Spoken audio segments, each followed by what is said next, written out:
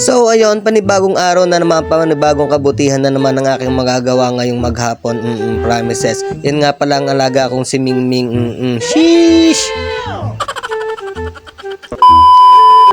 At so ayun, ginising ko na rin nga pala si Mingming dahil walang alam ginawa niya kundi matulog lang at kumain. Medyo nananaba na nga yan.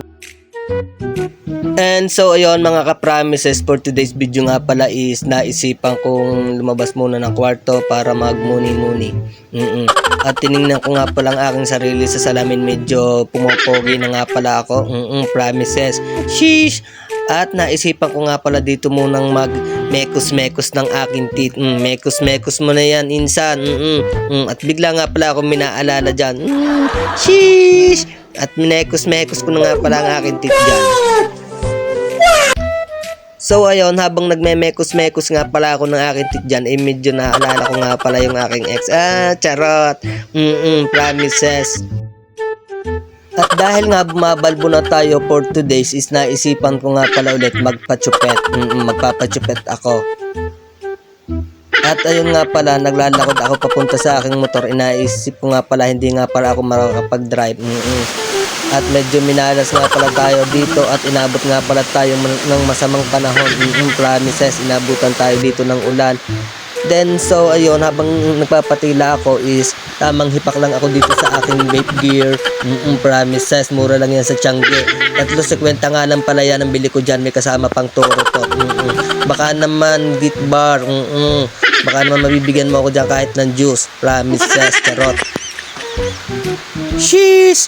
So ayun, habang naghihintay nga pala ako tumila is iniintay ko rin nga po pala yung aking driver sa motor. At ayun nga po pala, pupunta na nga pala kami sa pagupitan. Promises, para magpa-chupet na ako. So ayun, nandito na nga pala kami sa pachupitan at sabi ko kay ate is gawin ang lahat para pumogi ako at medyo nahirapan daw siya. Charot. Promises. At yan nga pala ang kinalabsan ng aking chupet. O diba? Napaka-pogi at napaka-fresh na ulit. Kulang na lang sa ahit. At so ayun, nandito na nga pala ako sa amin sa bahay para maligo. At yan nga, at liligo na ako. Babush. So ayun, ito nga pala kinalabsan bago pagkatapos ko pala maligo. Promises, ayan, fresh na fresh, pogi. Then nilinis ko na rin nga pala diyan yung aking sugat.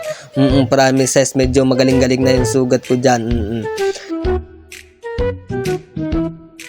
So ayun mga ka-promises, dito sa labas nga pala is pinapractice ko ng ituon yung aking paa. Sheesh! Baka sabihin naman ng mga tao, napakaganda kong lalaki, sayang naman walang paa, putol ang paa.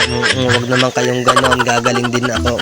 At naubos ko na naman ang inyong 3 minuto mga ka-promises. Babush, dyan na kayo, pakipollow and share na lang. Thank you!